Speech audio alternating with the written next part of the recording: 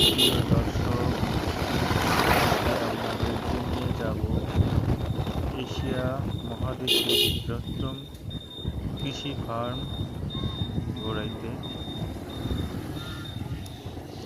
চলুন তাহলে আমরা জেনে নিই কিভাবে এশিয়া মহাদেশের এই বৃহত্তম ফার্মে আমরা যেতে পারি। যেভাবে যেতে হবে, জেলা শহর ঝিনাইদহ বাস স্ট্যান্ড থেকে বাস যোগে কালীগঞ্জ বাস স্ট্যান্ডে আসতে হবে। তারপর পুনরায় বাস যোগে মহেশপুর বাস স্ট্যান্ডে নেমে বাস যোগে অথবা রিক্সা সিএনজি এর মাধ্যমে সরাসরি এশিয়ার বৃহত্তম দত্তনগর কৃষি খামারে যাওয়া যাবে। বিকল্প পথ হিসাবে আপনারা যেতে পারেন জেলা শহর ঝিনাইদহ বাস স্ট্যান্ড থেকে বাস যোগে জীবননগর বাস স্ট্যান্ডে নেমে বাস যোগে অথবা সিএনজি এর মাধ্যমে সরাসরি এশিয়ার বৃহত্তম দত্তনগর কৃষি খামারে যাওয়া যাবে।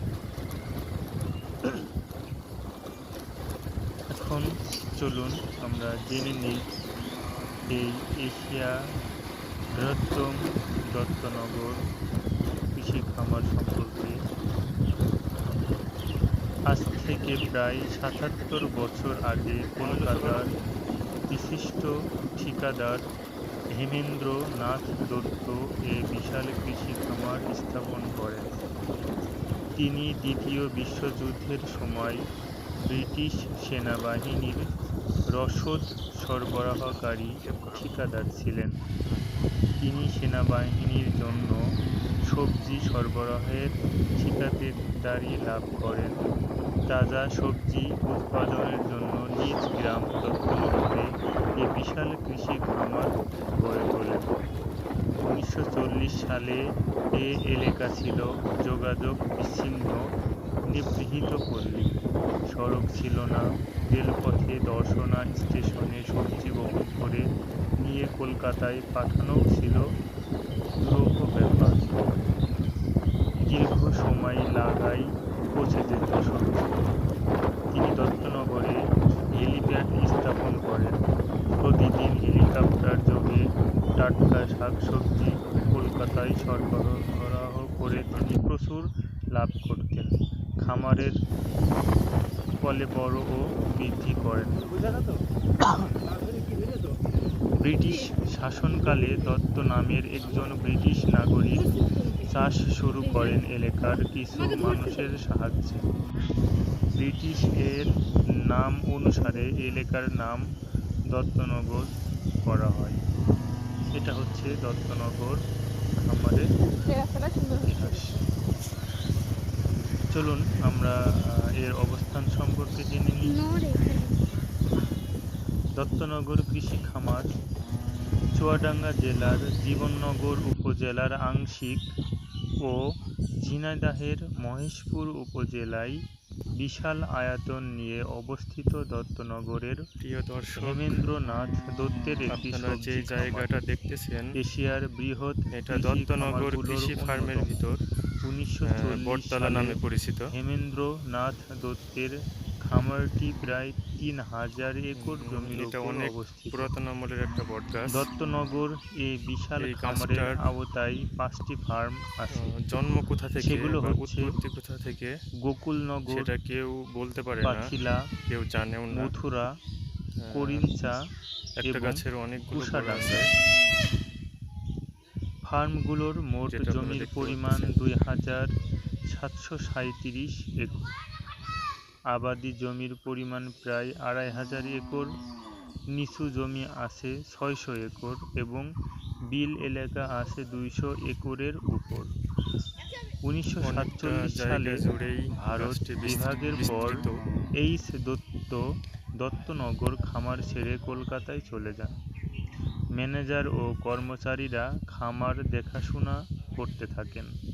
১৯৪৮ সালে তৎকালীন পাকিস্তান সরকার দত্তনগর খামার অধিগ্রহণ করে এবং কৃষি বিভাগের ওপর পরিচালনার দায়িত্ব অর্পণ করা হয়। 1962 সালে ফার্মের যাবতীয় সম্পত্তি কৃষি উন্নয়ন কর্পোরেশনের কাছে হস্তান্তর করা হয়। বিএডিসি বিভিন্ন শস্য বীজ উৎপাদনের খামারটি কাজে লাগায়। অফিস, বাসভবন সহ নানান স্থাপনা নির্মাণ করা হয়। সেচের জন্য বসানো হয় গভীর ও অগভীর নলকূপ, আর ক্ষেতে পানি সরবরাহের জন্য পাকা ড্রেন নির্মাণ করা হয়। আগে শ্রমিক দিয়ে শস্য কর্তন ও মাড়াই করা হতো, এখন বড় বড় মেশিনের সাহায্যে ফসল কাটা ও মাড়াই করা হয়। সেচের জন্য 36টি গভীর, 13টি অগভীর এবং 10টি পাওয়ার পাম্প নির্মাণ করা হয়।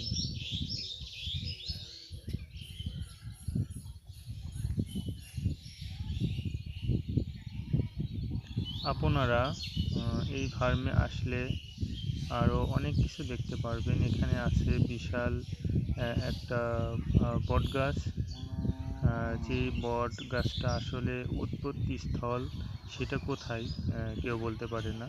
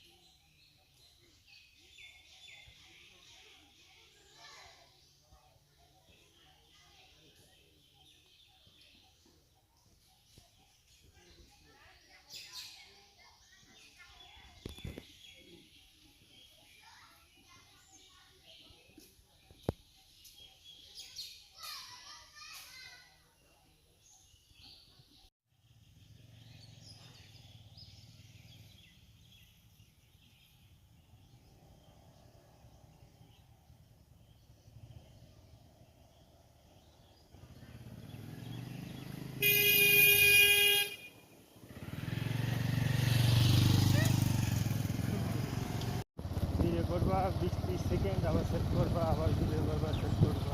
আমি এখন রাস্তার ভিডিও করতেছি। ভাইয়াকে নাও মাথা পিছু রাস্তা করো। সাবন মজা বেশি দেখছে। বাবা ঘুমাবো না তো? বান্দা টান্দা নেই কিন্তু আবার ঘুমায় না জানো শোনা। হ্যাঁ তুমি খেয়াল করে দেখো বাবাটা তো তুই হাতে হ্যান্ডেল ধর, আমার স্লেপ ধরো নি ও ধরবো কিভাবে? তো চুপ করে রয়েছে। ভাঙা রাস্তা। হ্যাঁ আরে রাস্তায় তো নড়াচড়া করতেছে, পিস রাস্তা হলে ভয় থাকে না। তুমি আমার কাছে দাও সাফানে।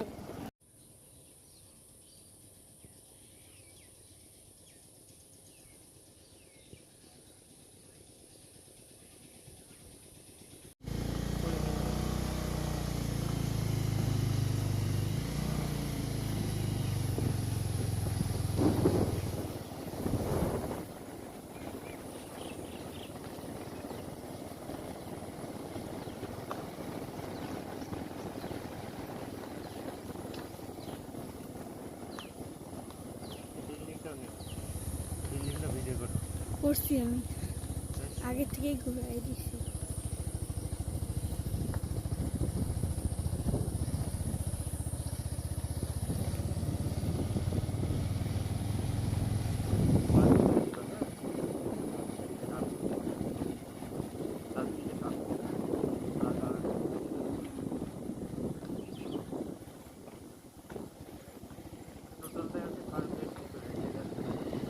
ভাই এরকম করে করে ভিডিও না করে একটু ভিডিও করে আবার এই পাশে যে গোলাটি না ওইখান থেকে কেটে এইভাবে ভিডিও করলে তো আরো সুন্দর হয়।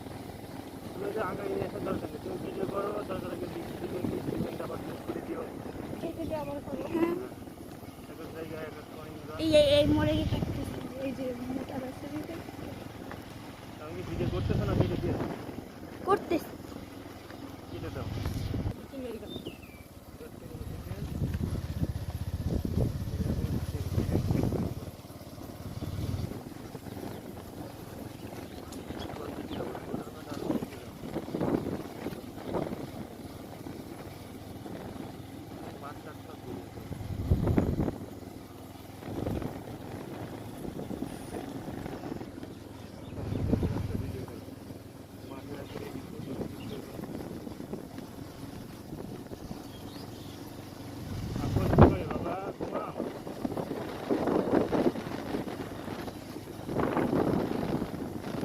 অন করি।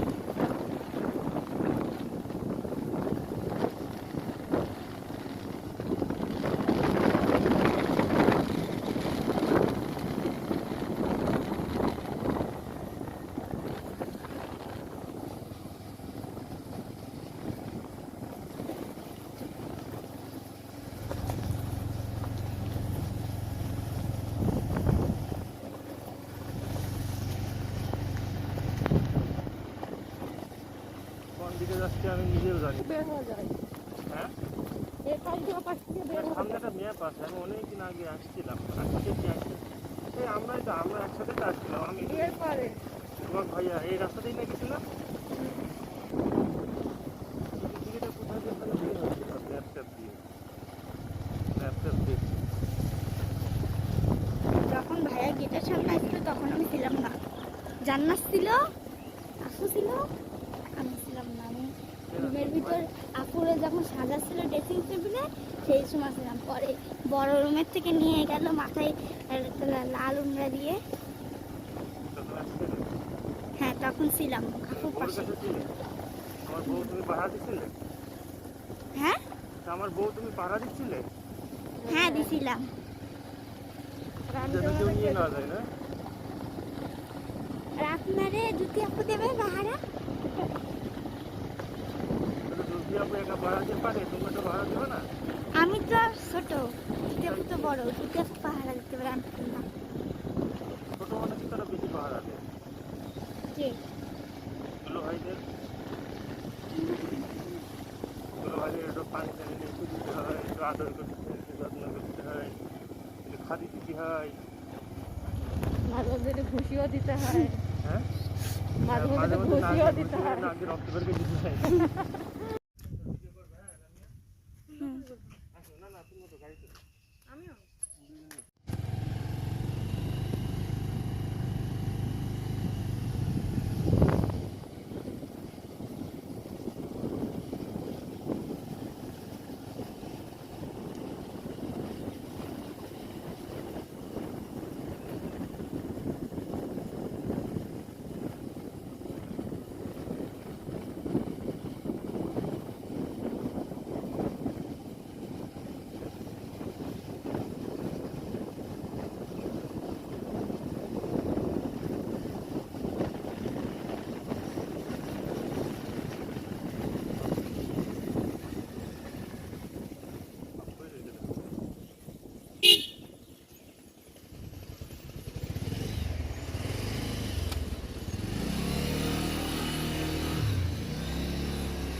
সব করেছো না?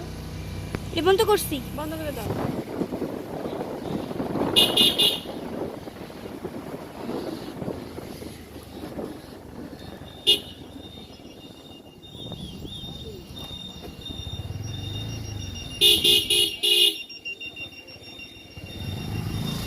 অফ করলাম।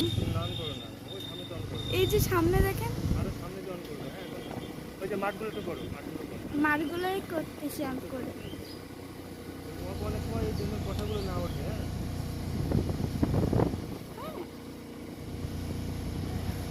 পিটিতে বলবো।